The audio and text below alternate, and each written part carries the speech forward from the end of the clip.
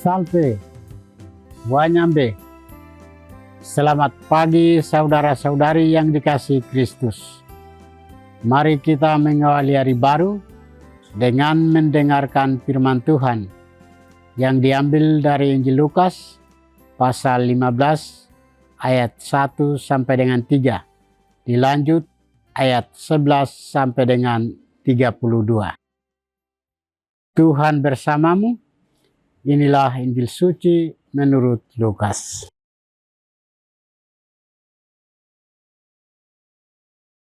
Para pemungut cukai dan orang-orang berdosa biasanya datang kepada Yesus untuk mendengarkan Dia. Maka bersungut-sungutlah orang-orang Farisi dan ahli-ahli Taurat, katanya. Ia menerima orang-orang berdosa dan makan bersama-sama dengan mereka. Lalu ia mengatakan perumpamaan ini kepada mereka. Yesus berkata lagi, ada seorang mempunyai 2 anak laki-laki. Kata yang bungsu kepada ayahnya, Bapa, berikanlah kepadaku bagian harta milik kita yang menjadi hakku. Lalu ayahnya membagi-bagikan harta kekayaan itu di antara mereka.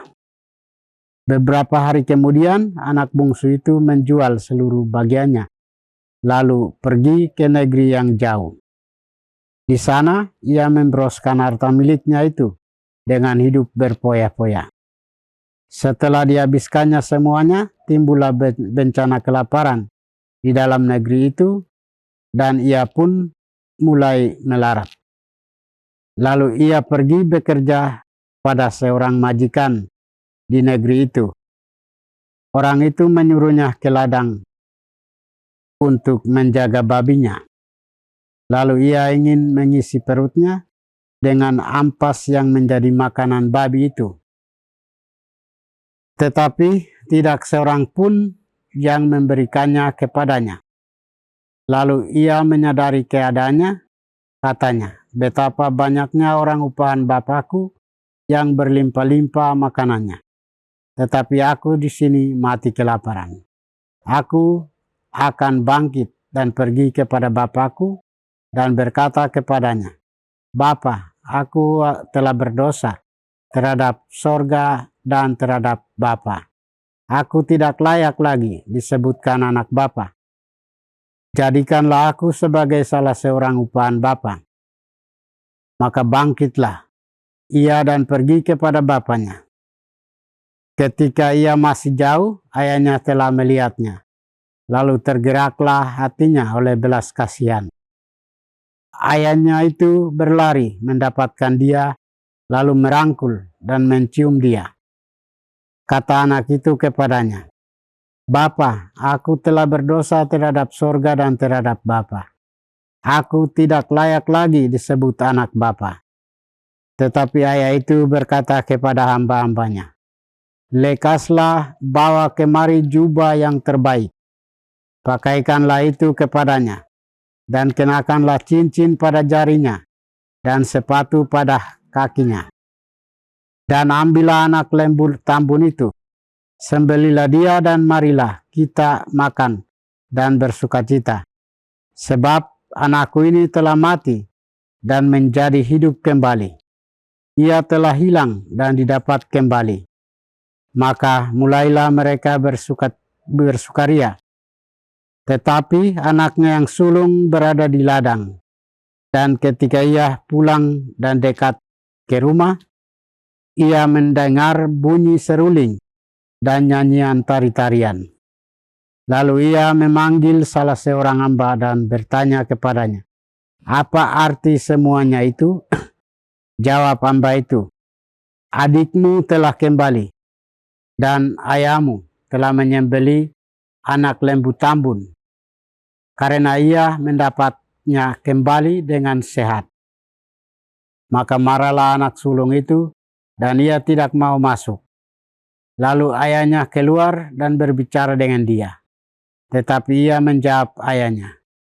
Katanya, telah bertahun-tahun aku melayani Bapa, dan belum pernah aku melanggar perintah Bapa, tetapi kepadaku belum pernah Bapa memberikan seekor anak kambing untuk bersukacita dengan sahabat-sahabatku. Tetapi baru saja datang anak Bapa yang telah memboroskan harta kekayaan Bapa bersama-sama dengan pelacur-pelacur, maka Bapa menyembelih anak lembu tambun itu untuk dia.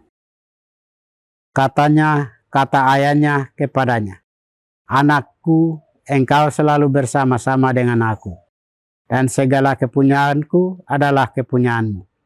Kita patut bersukacita dan bergembira, karena adikmu telah mati dan menjadi hidup kembali.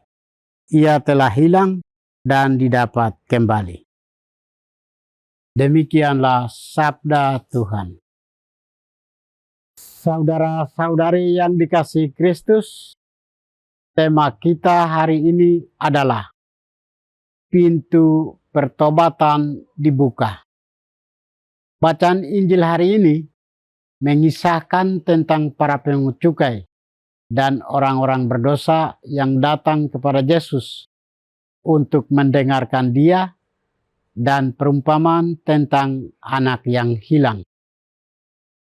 Kisah tentang anak yang hilang menceritakan bahwa anak yang bungsu ke luar negeri untuk merantau, namun bukan kesuksesan yang diperoleh, tetapi kesengsaraan karena ulahnya sendiri.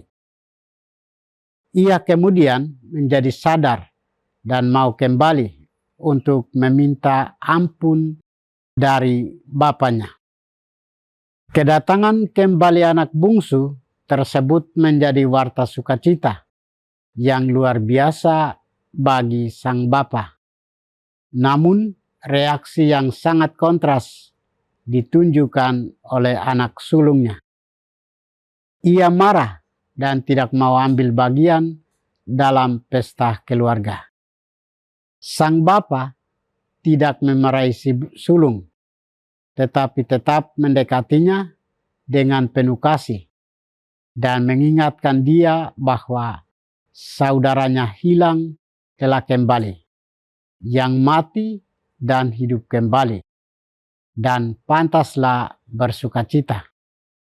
Saudara-saudari terkasih, melalui kisah ini mengajarkan kita tentang kasih dan pengampunan yang luar biasa dari Tuhan kepada kita. Meskipun kita jatuh dalam dosa dan jauh dari Tuhan, tetapi Ia tetap menunggu dengan penuh harap pertobatannya para pendosa. Tuhan tidak hanya menerima kita kembali, tetapi juga merayakan kedatangan kita dengan sukacita. Dalam kitab Mika menggambarkan kerinduan Israel yang berdosa untuk mendapatkan belas kasihan Tuhan. Meskipun mereka berada dalam kesulitan, mereka percaya bahwa Tuhan akan mengampuni dan mendukung mereka. Kita juga mengambil teladan ini dan dengan penuh ikhlas serta tulus merindukan belas kasihan Allah bagi dosa-dosa kita. Sebab kita semua pernah jatuh dalam dosa.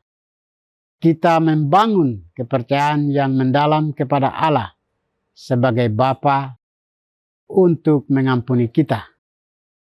Pesan yang dapat kita ambil dari renungan ini adalah pentingnya memiliki sikap rendah hati,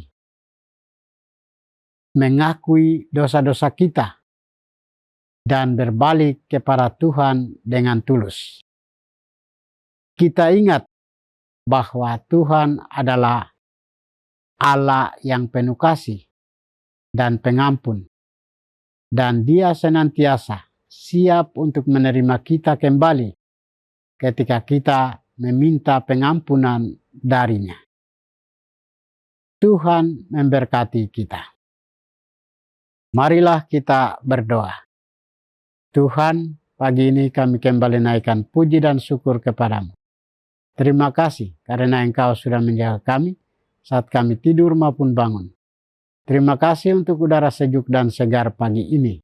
Kami mohon, bukalah mata hati kami, agar kami mampu memandang kemurahan dan karya-Mu.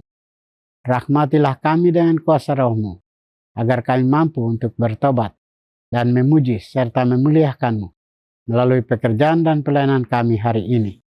Kristus terang dunia, berkatilah keluarga kami. Jadikanlah kami alat kasih-Mu, dan pantaskanlah kami menjadi hamba-Mu yang setia. Demi Kristus, Tuhan dan Pengantara kami. Tuhan bersamamu. Semoga kita sekalian, orang-orang yang kita kasih dan doakan, seluruh aktivitas kita hari ini dibimbing, dilindungi, dan diberkati oleh berkat Allah yang Maha Kuasa, Bapa dan Putra dan Roh Kudus. Amin.